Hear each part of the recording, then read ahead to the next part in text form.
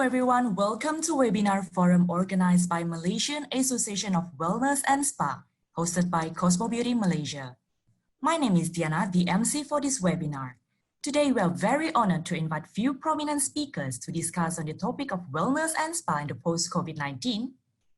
The need will remain, but the interface will change. Just a little housekeeping before we get started. All microphone and video of attendees have been muted. If you have any questions to ask our speakers, you may list them down at the Q&A box. If there is any internet disruption during the webinar, please be patient and try to sign in again.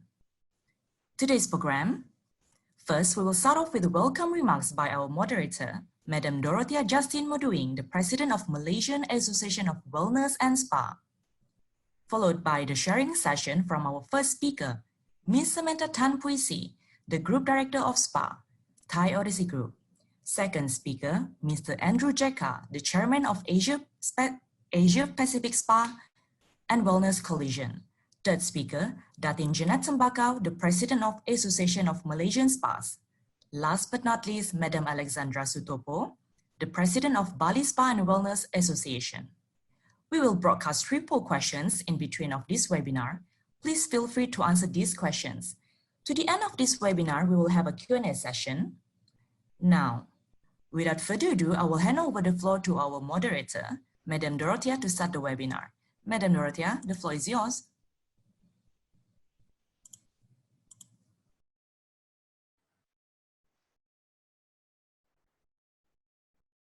Thank you, Ms. Diana. Good afternoon, ladies and gentlemen. Thank you for taking your time out to join us. I am your moderator for this forum. I'm Dorothea. We will be discussing post-COVID-19 of the wellness and spa industry. Current phase we are now is the conditional movement control order, which comes with more relaxed rules. Our industry is still not allowed to open for business. After the 12th of May, are we looking forward to reopening the business? How can we safely reopen? Businesses are ready to reopen. The new normal business challenges. Business as usual will be business according to COVID-19. Changes will be driven by 4 pressures: health, society, regulatory, and economy. With us today, we have amazing speakers who are always committed, passionate, and positive about the industry. Let me introduce them to you. We have Ms. Samantha Tan, the Director of Thai Odyssey Group of Companies and the Chairman of Asia Pacific Spa and Wellness Coalition, Mr. Andrew Jacka, based in Thailand, and Datin Jeanette Tambakau, President Association of Malaysian Spa, and from Bali, we have Madam Alexandra Sutopo, President Bali Spa and Wellness Association. May I call upon our first speaker, Ms. Samantha.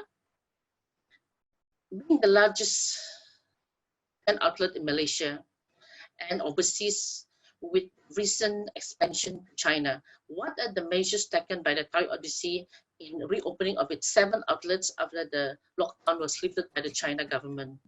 And can you share us how you manage your foreign staff, keep up the loyalty, confidence and trust between employer and employee?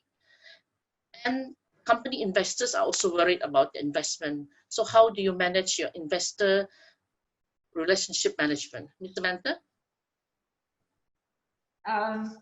Thank you, Datin, Dorothea. Sawadika and warm greetings, everyone. First of all, thank you so much for inviting Thai Odyssey Group to join as one of the panel speakers on today's webinar. So as we all know, the COVID-19 situation has escalated into an unprecedented worldwide crisis in just a span of few weeks, and putting countries and societies under tremendous pressure. And it has grounded travel and tourism sectors, including the spa and massage industry like us, that are bound to experience a tectonic transformation. So just for everybody's information, Thai Odyssey Group currently has more than 75 outlets established across Malaysia, and in other countries like Thailand, Indonesia, China, and Cambodia. So therefore, we are definitely feeling the worldwide repercussions of what is happening right now. So yet, with 16 years of business and practical experience in this industry, and from how we see it, we feel that this crisis storm will pass very soon. And most importantly, we strongly believe the need of our industry will remain and will not just wither away. So during the advent of this pandemic, the first ever Thai Odyssey outlet that we closed down is our Tai Chang outlet in Suzhou, China, followed by 6 other outlets from 27th of January, which is just one day before the Chinese Lunar New Year. So as this always has been for us, our customers' health and well-being is always our main priority. Hence, right before the lockdown was lifted over there in China, we have already constructed a set of standard operating procedures, SOP, which all our outlets have to strictly adhere to into their day-to-day operations. So, and this includes to ensuring the whole outlet is properly sanitized, equipments and bed linens are sterilized before being served to customers, and staff and visitors' temperatures are being taken daily before entering our spa unit, and the practicing of other many more proper hygiene habits as well. So all of these are actually put in place to not just to safeguard our customers' well-being, but also to create a very positive and also responsible public image to elevate the people's confidence towards our services and also industries. So when you come from the aspect angle of the business owners, employees and investors, one of the most crucial things we have to focus on post-MCO is how can we raise public's confidence level towards what we offer, and even actually convince them that they can visit us anytime without any worries and just relax and enjoy with us. So to achieve this, proper SOPs, like those I've actually shared earlier, and of course many more, must be set up to ensure that our outlets implement the most appropriate hygienic practices in order to provide a safe haven for our visitors. So more importantly, I have to say, we must make a widespread of announcement on all these practices and ensure the news of our initiative can reach as wide an audience as possible. Now we have to constantly create positivity with our initiatives and remind people that our outlets will always be safe, a safe place to visit, to let go and also to relax in, especially during this very stressful time. So now when we talk about demands during this period as compared to pre-MCO, indeed it did fall considerably, but we still receive inquiries on our services, especially through our social media channels, where dedicated customers have expressed their interest in having us provide house call services for them, even though we are closed. So this can be attributed to people being cooped up too long at home with the increasing need to stretch and loosen up their joints and muscles.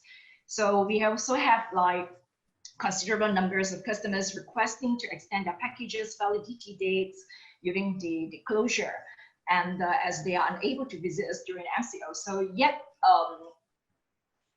in short, we trying to say here, we can see that the demand is actually still there, especially among the regulars who are so used to having massage once or twice a week. And the MCO has definitely not taken away their interest in massage, but only served to amplify their desire for it. Now, coming back to Thai Odyssey Group, our group is actually planning for IPO in the next coming 2 to 3 years time. So we are not forgetting to manage our investors' relationship and also finding ways to implement resilient plans involving cutting-edge technology to meet the ever-evolving customers' expectations, and hopefully to create a breakthrough during this challenging period and also for the future. Now, to manage our pool of investors, we do actually have dedicated WhatsApp group whereby we are consistently updating our investors on Thai Odyssey's latest movements and activities. So this covers our future developments and expansion plans, what we are doing to instill customers' confidence in our brand, and the steps we are taking to ensure a successful reopening of our business. And I think this is very, very important. So we also have a dedicated hotline, for instance, whereby investors can call to raise any questions and doubts that they might have. So for Thai Odyssey Group, for example, is having a few business plan development programs lined up down the road, and most of which are being developed even throughout the MCO. So this includes setting up a robust loyalty program, the diversification of our business, and the additional of several advertising promotions to welcome back our customers over the course of the coming months. So I would like to emphasize on the communication is absolutely the key here. So when you're talking to customers and investors, and also very frequently and transparently enough to showcase to them the strong portfolio you have on hand, and I strongly believe they will naturally be confident in the company's ability to walk tall even through the worst storms. So now, Datin, to answer your question, which is related to our foreign workers, our foreign therapists, for instance, as for our employees, I feel that the toughest part for them is to endure right now is just plain uncertainty. So in order to increase their confidence levels and their loyalty, communications is again the key here. Our management is constantly keeping in touch with our staff through emails, WhatsApp messages, video calls, to update them about what our company is going through during this period of time. So we also seek for their feedback on how we can, as a family, to go through this challenging period and stage together. So then every time before our management makes and implements decision, whether it's big or small one, we take into account of our staff's feedback and ensure that everyone's welfare from top to bottom are taken care of while still safeguarding the company's survivability.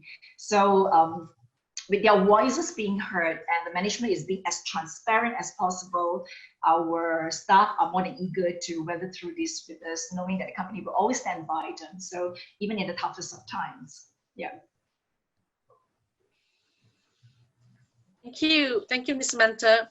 It is actually a very encouraging to all of us who are in the process of planning and reopening. Can we have a quick session for the audience to participate in our questions? Can I have everyone present today to kindly cast your vote by clicking on your screen? I would appreciate that if, let's say, we can all participate and see what is the answers. Ms. Samantha, you were saying that the foreign workers welfare are well taken care. And how's the their mental issue? Is there any is it very challenging? Well, I would say that Thai Odyssey is actually very fortunate. In all these years, our staff members, every one of them are being very supportive over time to our management, to the company. So yes, like I mentioned earlier, I think what they are concerned is actually the uncertainty. Like for instance, for example, when can I start work? That kind of thing. So, but I seriously feel that for ourselves, in terms of our own employees, they are very supportive. They are confident. We are keeping very close monitoring, both on the practically and also. And I understand that, Ms. Samantha, I understand that the Thai peoples are also very religious, spiritual support is very strong. Yes. Thank you very much for that. Let's go back to the our questions. We have the result here. We asked the audience, how long does your cash reserve will be able to sustain your wellness and spa business? 1 to 2 months. It's 36%, and I think this is the problem that we most of the spa owners, the wellness business owners are having a problem with cash reserve. So we go to the next speaker. I have our second speaker, Mr. Andrew, from the chairman of the Asia Pacific Spa and Wellness Coalitions. Andrew. Hello. Hi. A global issue with far-reaching consequences, the COVID-19 pandemic is unlikely to end anytime soon. Even if it does, its impact will continue to be felt for the next 12 to 18 months. What are the major impacts to expect when reopening with the post-pandemic new norm happening everywhere in the world? Health, society, the regulatory and economy. Andrew? Hi, thank you very much. Pleased to be here, right? Obviously, as chairman of the Asia Pacific Spa and Wellness Coalition, because we cover the region, we hopefully have a little bit of a broader insight. Information specifically that's been provided to me and is pertinent today as to where the spa and wellness industry in Malaysia sits, right? Pre-COVID-19, it was sitting number 10 was listed in the top 10 wellness tourism markets in Asia Pacific, generating revenues in excess of some $5 billion US, all right? And the wellness industry aims to create just over 3,500 jobs, right, under plans in development, okay? So it's big money and it's a big employment prospect for the industry, but that was pre-COVID-19. Next slide, please. In terms of where we're standing today and the challenges that we are now facing, all right? First and foremost, wellness is the new spa, whether we like it or not. We as an industry, we screwed it up. We couldn't even agree what a spa was. The marketeers came into it and have been pushing wellness, and wellness has won out. Spa is part of the broader wellness industry anyway. We just have to accept that. And we've got to realize where we stand in the broader industry, okay? So as we're moving forward, and I think probably because spa is seen as luxury rather than lifestyle, we will see a big move into wellness where it's lifestyle and healthy living supersedes the impression of luxury spa indulgence, right? Standards for the industry, long practice, hygiene standards, masks, cleanliness standards in the high-end operators, specifically the 5-star properties. Masks worn by therapists during facials, etc. That will become the normal for all, whether we realize it or not, and will become even more stringent as to whether we as an industry move forward and set our own standards, or whether we sit back and allow the governments to enforce standards on us. That's up to us. The Asia Pacific Spa and Wellness Coalition, we have just released a recommended guidance for standard hygienes for spa and wellness operators. That's available on our website. It's a recommended guidance, but obviously, as with everything associated with COVID-19, we don't really know what tomorrow will hold, so things could change, all right? We as an industry should be well placed to deal with changes. The reality is, because many of us are very tourism reliant, we can expect to see a significant number of operators close. Cambodia, as an example, has already suggested that 30% of their industry will shut down in the spa and wellness sector. All right. I don't, at this point in time, have any stats for any other countries, but it's reasonable that that could carry across the board. All right. Because of health and hygiene practices and the requirements moving forward, right, our ability to attract staff because of our one-on-one relationship will be further challenged. So we as operators are going to have to seriously look at what it is we're offering our staff. And we have to stop paying lip service to the therapists and really provide high quality professional standards but it's a two-way street, and the therapists have to deliver in return, all right? Reasonably, staff salaries will go up because there will be, for the better staff. And I'm sorry, but there'll be a lot of the other therapists will go by the by. All right.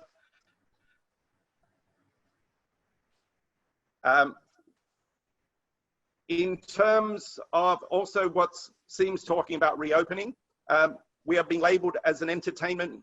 We're being labeled as an entertainment sector.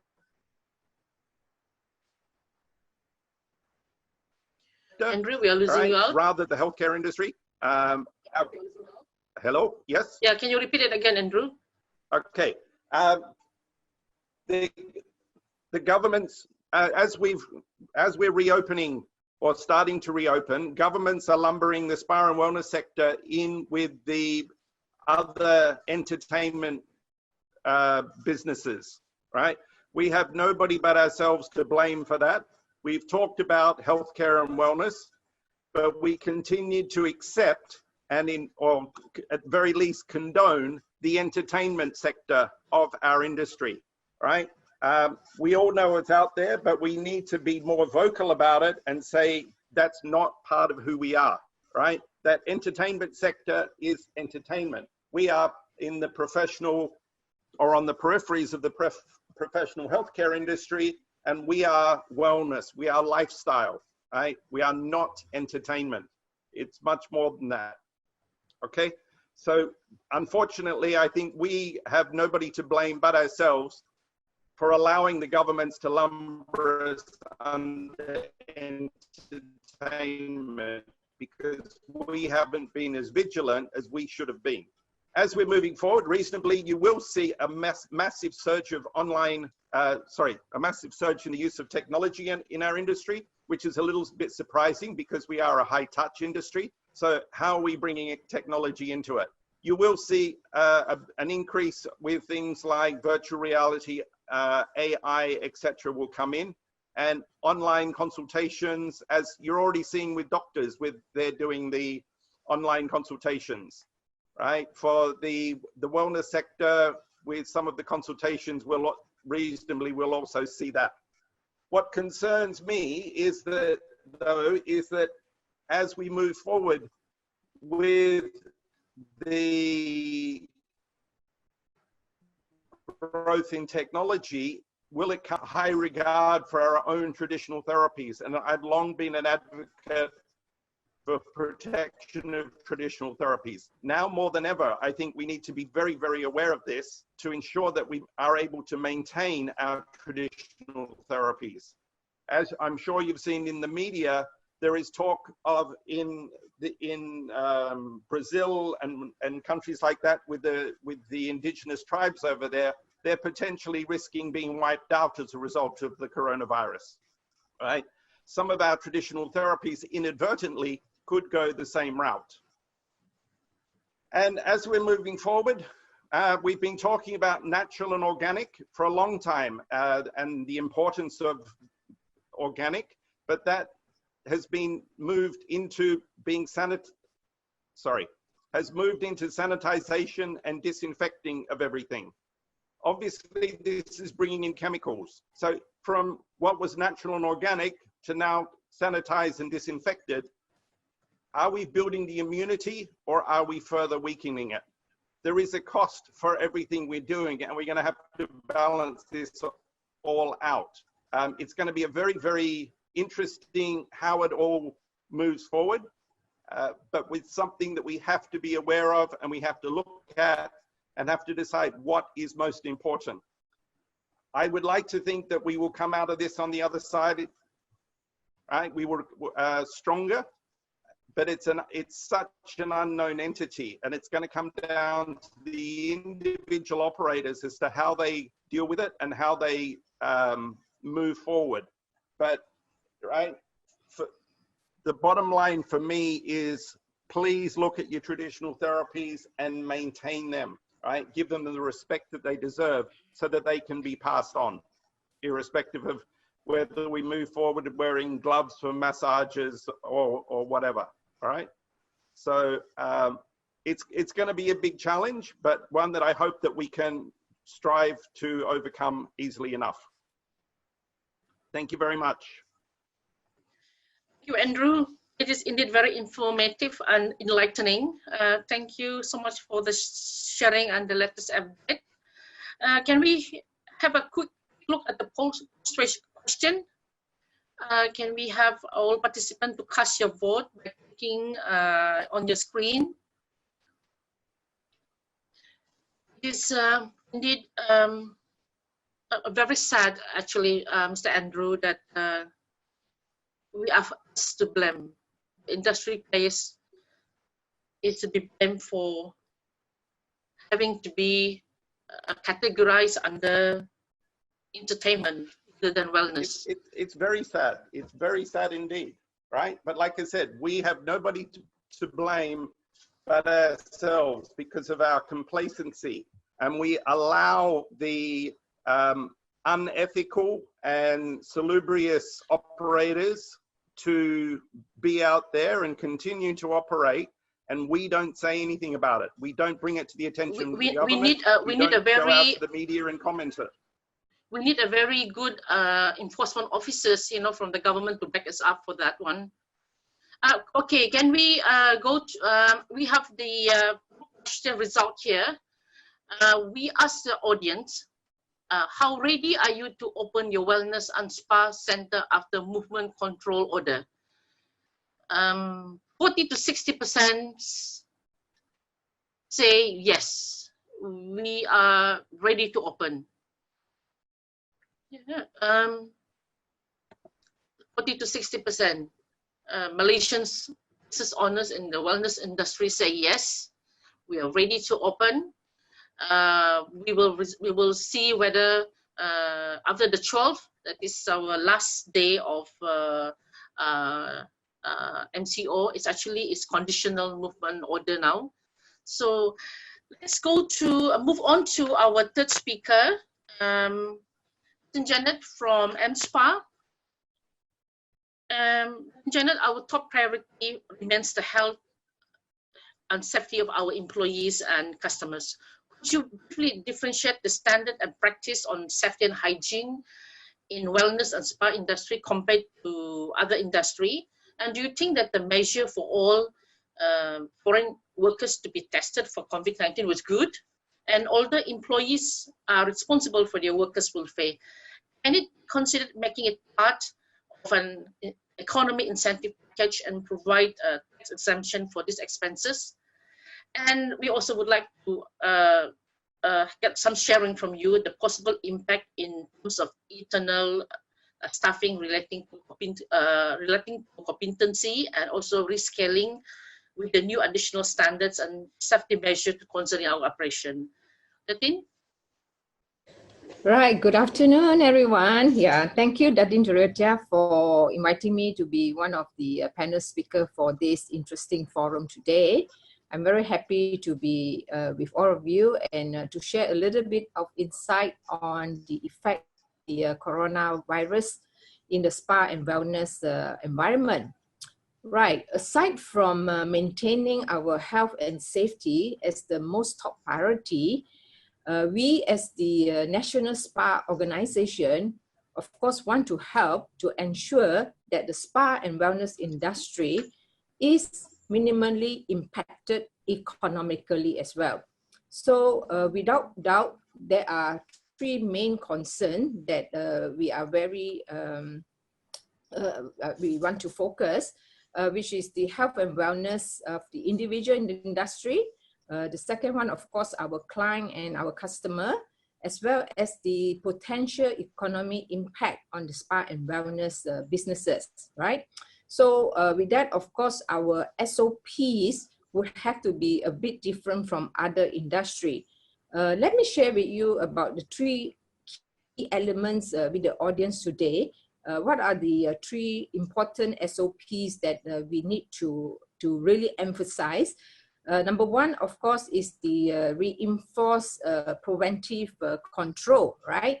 Without doubt, like what the other two speakers were saying, Samantha and Andrew, shared the same sentiment that we have to really implement stringent hygiene and safety protocols to enhance the protection of our employee and client, of course, and then we can do all the temperature check or maybe about physical or respiratory symptom and possible exposure and etc. etc.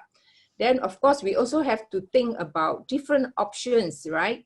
Options about maybe low contact therapies or maybe some in-room wellness services as an alternative. Any treatment with direct touch, I believe, may be lessened for now, and probably we will focus more treatments that does not have direct touch. Such as innovative machines or tools that don't involve direct touch. Maybe this is could be one of our options. Another one is, of course, to promote less face-to-face interactions wherever possible, such as maybe contactless payment, no cash policies. We may even encourage our customers to fill in their health consultation form prior upon arrival at the spa, like what Andrew have mentioned earlier. Or we also could get our therapists maybe send a personalized treatment recommendation for them, you know, after their treatment. So these are the few examples that have to look into. And the second key element is, of course, reassuring client, which is also emphasized by Samantha and Andrew again. And this is a very important factor for us because we want to reassure that our clients and staff, right, by addressing their fear factor, because a lot of people still having fear now, with scientific analogy and preventive measures. I think we have to provide a lot of information to replace misconception with facts as well, and also motivate our staff and clientele to adopt a methodical approach to enhance safety and reduce risk for all of us. So in our establishment will be different, right? Therefore, we must know and assess our own risk, our own ability to control, and also including the situation in our own locality and our own client, our own staff, the service that we offer, maybe the facilities, and most importantly, of course, the protocols and people in place to manage a safe environment. So then the third one, of course, this is also being stressed again by two other speakers earlier on, is the communication to our customers. Right, the power of digitalization to engage customers, optimizing the processes, transforming products and services, empowering our own employees can increase the chance of sustainability of our business. So we have to empower our employees, but also to, at the same time, to develop new business strategies to increase well, maybe not increase revenue, but more like to sustain our revenue for the company. And at the same time, we could also reward our therapists accordingly. And with COVID-19, the service business will have to embrace changes in lifestyle, especially in social distancing and working from home, right? But I think this trend may continue for some time. And the spa and wellness industry will find new ways to sustain for sure. And this has been proven because even during those time in when we were suffering from SARS and all that in the 1998 or something, somehow rather the industry managed to recover right after that. So okay, your second question is, do you think that the measures of all foreign workers to be tested for COVID-19 was good? I personally feel that it is quite unfair to apply the same ruling across the board. Reason being because employees can be affected away from home, away from work environment during their own personal and social activities. So how can we be responsible, right? And we are their employees, and of course we are not their police warden. We cannot be watching them 24 hours, and because they have a life outside outside their work, right? So other industry, there are many different categories of foreign workers, right? Our foreign employees, I won't call them workers, they are more employees to us than workers, are by no means like those found in construction sites or those in factories, right? We are in an industry where we emphasize on our safety of our staff and hygiene.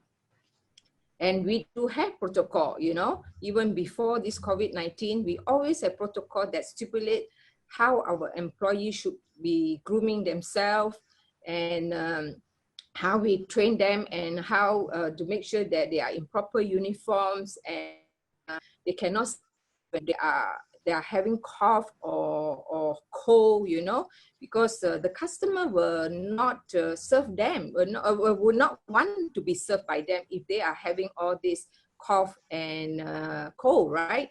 And at the same time, all our therapists wore masks, right, during their work. And this also applied before even COVID-19 outbreak. So these are the important factors in our kind of business. So that's why I think the government should not just put the same ruling to the spa industry as well. And also, as I know that cost of hiring foreign employees is far much higher in our industry than let's say the construction or the factory, you know, where it is common that in the construction and factory environment, they always put at least workers in one apartment, which in our spa industry, we don't do that. So I think that's what's one of the reasons. Another thing is members of all our association, right, are all spa rated by MOTEC. So this is a great example why most of our therapists are certified. So, and that in Malaysia, spas are regulated and inspected and have oversight by all state level regulatory body and throughout our national spa rating system, which this comes under the jurisdiction of the MOTEC, Ministry of Art, Tourism and Culture, Malaysia. So should there be any unfortunate case of any of the staff contracting COVID-19, the livelihood of it is being from the lack of protocols and hygiene by employers is very unlikely. And I feel that the chances the employee may have been contracted the virus outside her workplace. So of course, then again, this is totally unfair to hold employers liable for that, right? So for my personal view is that if an employee is infected through third party outside of the working environment, I think it should not be the business owner liability. But if it's a cluster broke out within the businesses due to the negligence in the SOP, then of course, then the business owner should bear the cost. So I hope that this will bring more light towards the consideration, especially from our government, to look into this again before our business will resume. Right? Okay, the third question you asked, although employers are responsible for their workers' welfare, can it be considered making it as part of the economic incentive package and provide tax exemption for these expenses? Okay, I feel that there should be more guidelines towards the liabilities that involve here, especially in our line of business or rather service sector. And moreover, COVID can be asymptomatic, right? Temperature testing alone may not be comprehensive or even guaranteed. So how do we protect our staff from contracting, for example, from our customers? So to answer your questions, I think if our government said that we are liable to bond all their medical fees, close contact quarantine fees, or even their house disinfection fees, should our employee contracted the virus, I think this clause will have to make us think very carefully before we operate, right? We must consider our ability to protect our customers and employees, to ensure that our SOPs are fully followed straightly by our employees, right? So with that, of course, there will be a lot of cost of rescaling our employees, right? And of course, this is also time for us to re-emphasize the importance of safety and hygiene. So we hope that our government, again here, will consider making our employees as part of the economic incentive package and provide tax exemption for this expense. This is one way to also encourage the business owner to really follow straightly all the SOP and we are guidelines that the government has also implemented. And the last question is, what are the possible impacts in terms of internal staffing related to competence and rescaling with the new additional standards and safety measure to consider in our spa operation? So we definitely feel that this is the time for all of us to rescale our employees and to re-emphasize again on the importance of safety and hygiene. So there have been a lot of various approaches that has been done successfully. Some have to reduce the unsafe behavior in the workplace, right? And some probably have involved with penalties, other involved with civilians, and other involved with guidance, codes and procedure to follow, or others still are supportive and also do a lot of training orientated program for the employees. So I think from my personal point of view, one of the approach that we can retrain our employees at these critical circumstances is probably to do a behavior-based safety program.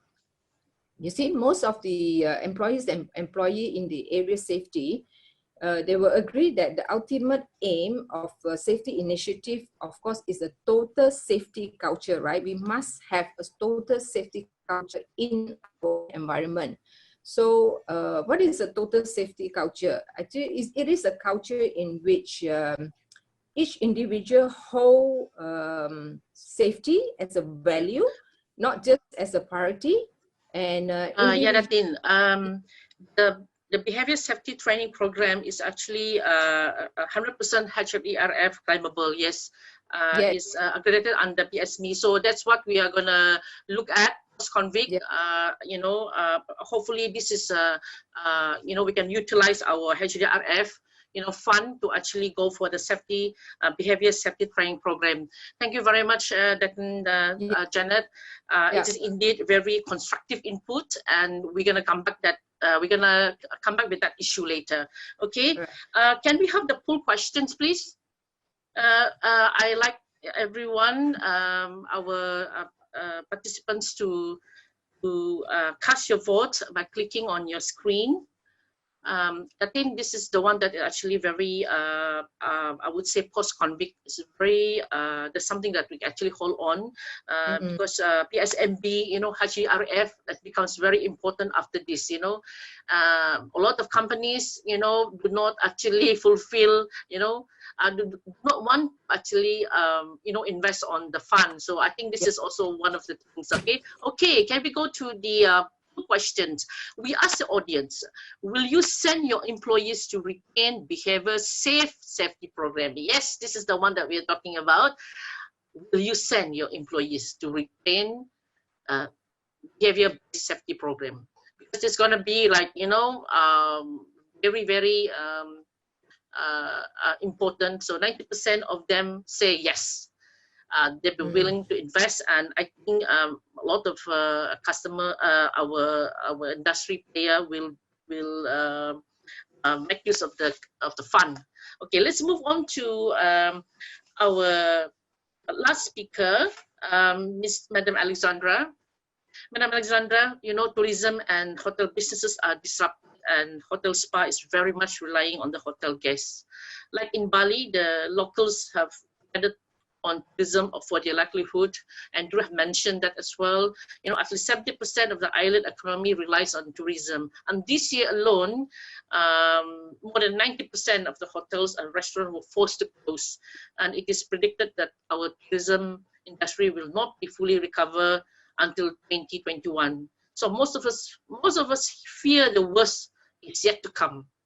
Could you share with us the sustainability and the survival plans to hotel spa? And what do you think of, you know, converting a space, a room in the spa to transform various services to other operators, like organic food, working space, or traditional and complementary medicine as strategic partners? You know, this COVID-19, during the COVID-19, the TCM, you know, in the frontliners, you know. So are we moving towards that? Madam Alexandra? All right, thank you, Dorothea. Hi, everyone. Greetings from Bali. So to answer the first question, what should we do now? Like, we can't open the spa, we can't have guests. So the first thing that we all must do is keeping in touch. Keeping in touch not just with your bosses or your superior, but also with your team, because they're as anxious as we are. And they need to be reassured that even though, you know, maybe we are receiving only 25% or 30% of our salary, but, you know, there's still something that we can, you know, give them to hope for at the end of this pandemic. So, and also it's good to see whether they're doing okay at home, or are they sick, or are they, you know, traveling around, or, you know, going outside and not following the government regulations for now, because that would help us a lot to see maybe one of them get infected, or, you know, or they're in healthy conditions, and also to know how's their family doing. So it's a reassurance for the company that once they're back to work, they're ready and they're healthy, and they will not bring any virus or whatsoever to the other team. The second part that you have to keep in touch is also your guests, your clients. Yes, they can't come to your place, but right now the most important part for you to do with your guests or your clients or your future clients or the previous clients is to keep in touch by social medias and or maybe email blast or WhatsApp blast, or just checking how they are doing, and, you know, giving some little tips here and there that you still keep this communication going. This is very important. So once this pandemic over, they still remember you. They still like, oh yeah, I remember during the hard time, they gave some advice because I was having a low back pain, and they gave us this kind of stretch that I might do myself at home and so on. So they will remember you or remember us by, you know, through the tough time that we're all facing right now. And the third one that you have to keep in touch is the market. What was your market before might not be your future market. Things changes drastically, so we have to keep an open mind. Okay, maybe my target market was group A, but in future you have to expand it to group A, B, C, D, E, all the way to Z maybe. So we have to keep on broadening up our market. Tap onto the market that you never touched before. See if there might be a possibility. So it's better to start now rather than later, because this is now where the competition is almost zero, because nobody is selling anything or serving anything. So it's good for you to start in advance. And to all that, being innovative is one of the key things that we must do. Innovation is very important right now. You have to be creative. You have to just, you know, search whatever that people are doing and trying to think more, furthermore, like beyond those ideas. Engage with your team and make them understand why are you doing the innovation. Because you know, once we open, we can't move by ourselves. We need our team to be with us and make them understand. Bring them all along together. Don't just go by yourself. And then find a champion. Find in your team who can be the person that you can trust to lead this project or this innovation. Innovation doesn't mean have to be something that's so technologically futuristic. It can be something that's very simple.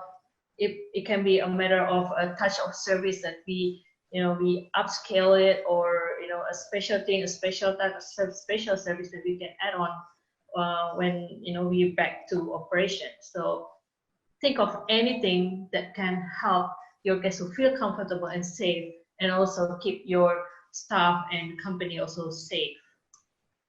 And then always accept that there's always small steps that we have to take, and there's always failure. They're all part of the process of being, innovative. Innovation go and then it's done. No, it takes a process. So don't get discouraged when your plan falls apart. Step up and go back and make another plan. So this is the time where we can actually doing a lot of things without costing us a lot of money, because there's not much of operational things that we do. And be flexible. What is available right now is what you have. So make the use of what you have right now, and yeah, think forward, think beyond all those that you have. And the last one is, now is a good time also to engage with the startups company, because they are more flexible. They're willing to take the challenge. They love to be being challenged, and I need this. What can you do? And they would come up with crazy ideas. Maybe it's too crazy, or it's just one of lame ideas. But ideas is always ideas, and you can lead forward from those ideas. And these companies are the best ones for you to work with right now. And also, they're most of them, because they're startups, so they don't cost you much compared to all these advanced company or this more established company. Yeah, and then the last question is for the non-utilized space. Mm-hmm. Yes, some spas maybe they have like just 3 or 4 rooms. Some spas they have like 15 or 20 rooms. What should we do with that? We will not have many of guest turnouts for the next maybe until 2021. We could do many things in that area. First, that foremost is more important for us right now is social distancing. Even though the government has lifted the MCO or the physical distancing or the social distancing, but we still feel the need to be not too close, not to be in a crowd. So social distancing, like for example, use them as a waiting room. One guest waiting on this room, the other guest waiting on that room. Maybe you used to have only 1 waiting room, now you have 2 or 3 waiting rooms, so they don't get crowded or all concentrated in one place. So this can be very secure, make them feel comfortable. The next one is to be the like hygiene and sanitation room, this is what everybody has to do, not just for the employee, but also for the guests. When they come in before the treatment, if you don't have a locker area, maybe turn one of the spa room, which has a shower, into a hygiene and sanitation room, where they take showers before the treatments and go into the treatment rooms, and then continue with the treatments. And then the other one is to do an online class setup. People are now sitting in their own house, and they feel the pain, they feel stiffness on the neck because they've been working on the laptops instead of the big computer with proper equipments. So teach them how to do, for example, a simple neck and shoulder massage, or just a joint massage on the wrist. So online class setup is always good, and it will be very valuable for your clients or your customers, especially those spas that has memberships, the city spas. That will be one of the things that you could do as well. Thank you, Madam Alexandra. The space, we can actually look for strategic partners to join in for occupying the space and rooms in our spa.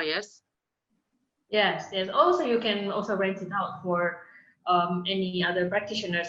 If you have a yogi or yoga instructor, or you have wellness guru that might want to have their own class, or you can always rent it out. So at least it still makes some revenue for the spa, for the company. Okay. I have we come to our question and answer. We would like to thank our participants, who had submitted the question to us. I like to pose the question to Madam Alexandra. We have a question for you. Yes. Yeah. It's about from the audience. We choose questions that is more relevant. The new normal is encouraging social distancing practices.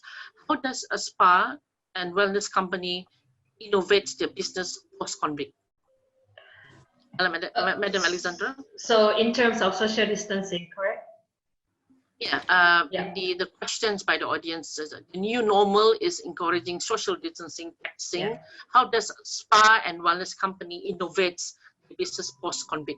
Yeah, so one of the things that you could do is always spacing out your guests.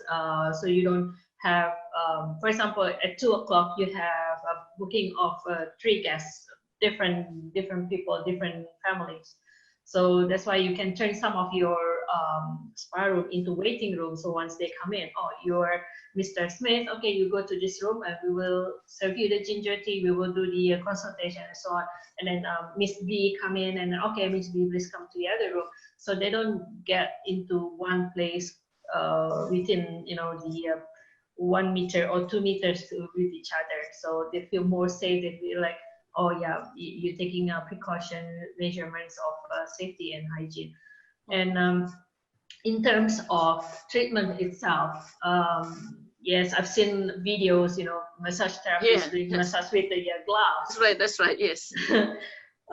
Well, it's safe or not, I can't say because I'm not a very medical person, but from what I've read so far, the virus doesn't transmit through sweat or through skin contact. So it's more through the breathing or, and I think. Do you think that if there's a booking for body massage, yes. And if we have always been, our SOP is that the customer comes in, and for those spa who invested shower, we can see when we do inspection, the showers is not utilized. Hardly people will say yes, I want to go massage immediately. Exactly. I think it's always been our SOP to say, we take shower, then massage, right? Yeah. So it's always been there's it's always no choice. Post-COVID, I think I would agree with all panelists. Like it's probably for those with spa who have invested showers. So for example, those spas that doesn't have shower, they can't build shower right away, and what should they do? Tell our customer to shower from home, go straight to the spa. Take the sanitizing gel, rub it all over the body. That's probably. One thing that they could do is also that they during they come in, they clean up. Yeah. Yes. Can we go to the next question? Can I have? Let me see. Can I have?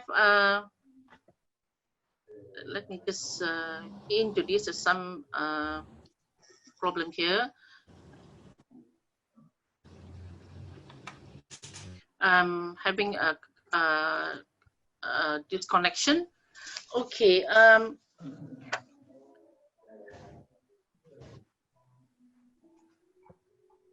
Can we have Andrew to answer this question? Is the wellness and spa industry well defined in Asia-Pacific countries? In Malaysia, our industry has been categorized as others, and Reflexology Center is under the category of entertainment by the National Security Center. Our industry talks about wellness preservation, disease prevention, clinical rehabilitation, we help people to stay healthy and prevent them from becoming chronic. And yet our wellness industry are not being properly treated by banks for loan during this COVID-19. And what is the proper training post-convict that we can actually go and in our priority for training post-COVID-19? Andrew? Okay, it'll take about 2.5 hours to answer that question. So just a quick one, Andrew. Just this is one from the audience. Yeah, look, the short version, right? In terms of training, look, we've got to, whether we like it or not, we've got to follow guidance of those to govern our industry in terms of social distancing and hygiene protocols, etc. All right. It's a distinct challenge because, as I said, I mean, I question whether we are bringing too many chemicals into our industry when we've been talking natural and organic for a long time. So we're taking a step backwards to move forwards. So ethically, there is certain challenges that we will face, but there is no real option but to do it if we want to survive. Okay, the situation is that all of us have to do the best we can, but in terms of dealing with government and how we categorize and whatever, it's an ongoing issue.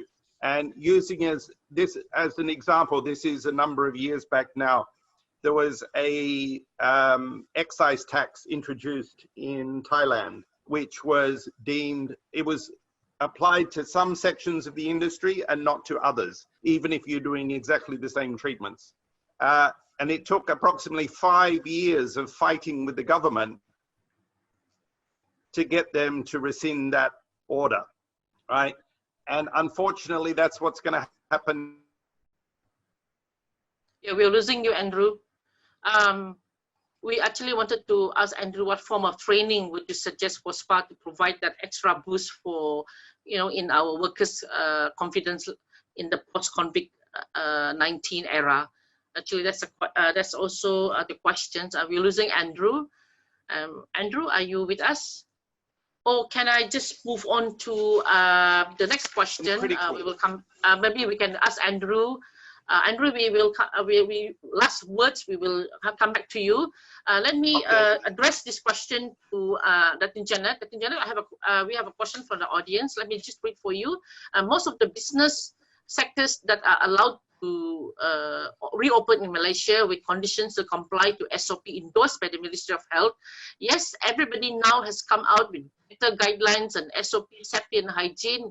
But what if the government still does not allow the spa business that cannot comply to social distancing conditions to reopen? How should we move forward? Thank you.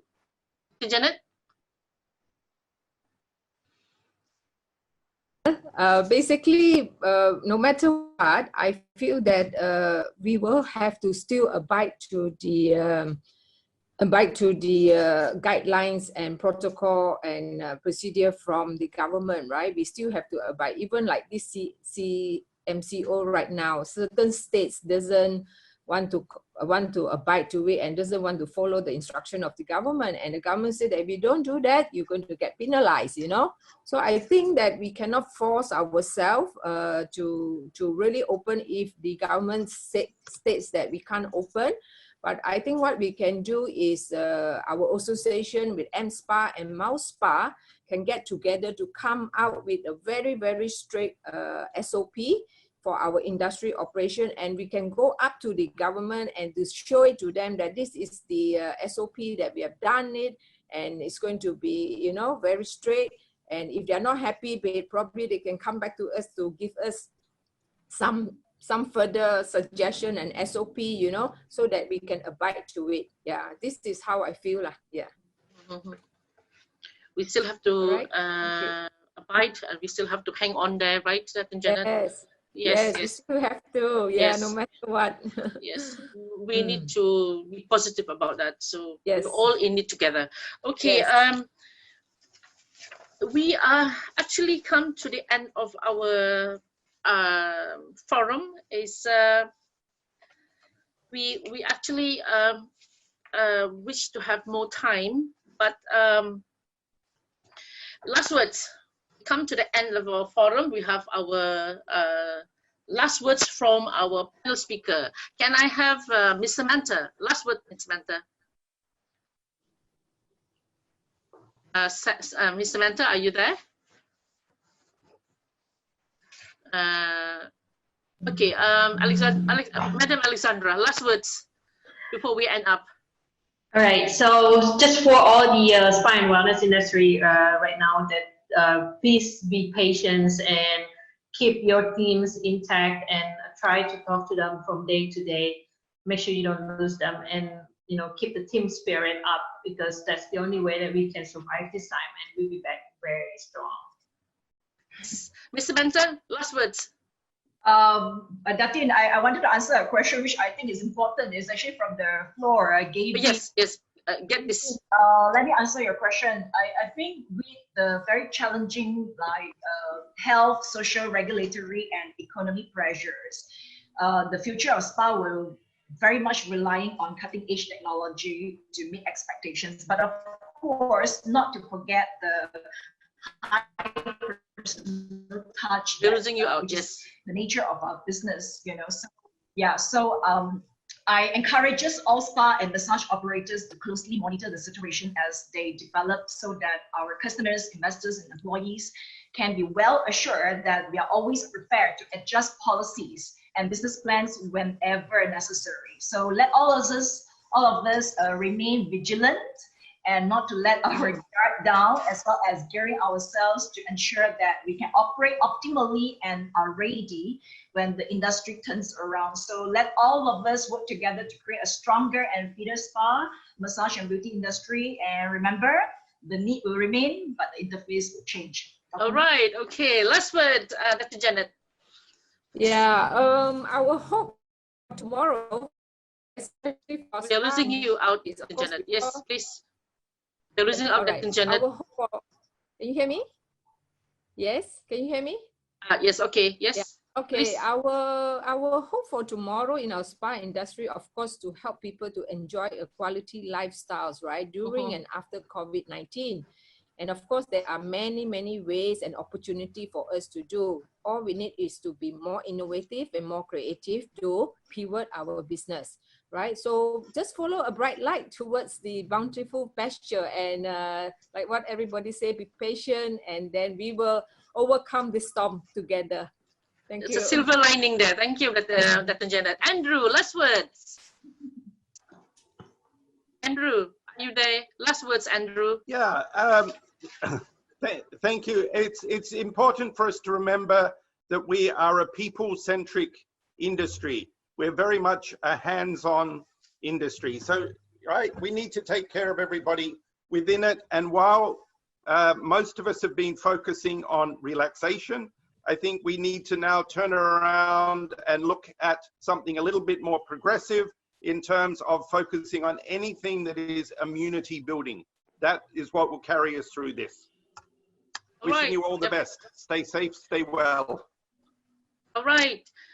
Thank you to all panel speakers for your views, informative, interesting talk, and constructive advice. You know, 4 pressures we just described do pose a significant challenge, yeah, the spa industry. But on the other hand, industry does have a powerful force to counteract on this pressure. The knowledge of sanitation, the infection control, and the technology, yes, with health and social regulatory pressure being met, it's how we can reopen sooner or later.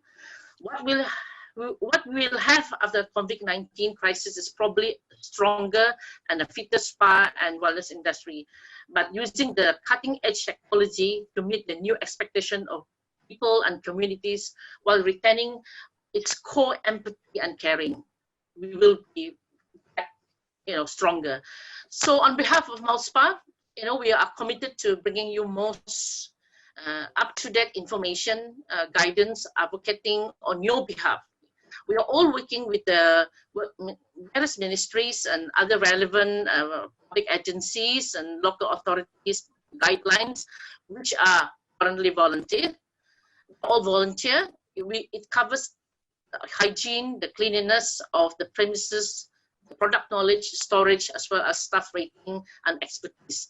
We provide the platform for members to voice opinion and discuss challenges, and we develop future research. And I would like to thank to all our audience, our members, associates, and friends from the wellness, spa, and beauty, our group of industry colleagues for your active participation. And thank you, everyone. And thank you to our technical team as well from Cosmobeauté Malaysia, Vietnam, and Indonesia, and Informal Market. Stay safe, stay healthy, stay positive, and thank you. Thank you. Stay well. Thank you. Thank you, Samantha. Bye. Thank you. Thank you. Mr. Andrew. Give everyone. And do stay connected with us. You know, we have we are in the internet, Facebook, our Instagram. Keep in touch with us, and there's always a silver lining somewhere. Thank you. Thank you, everyone. Okay. Bye. Bye. Bye.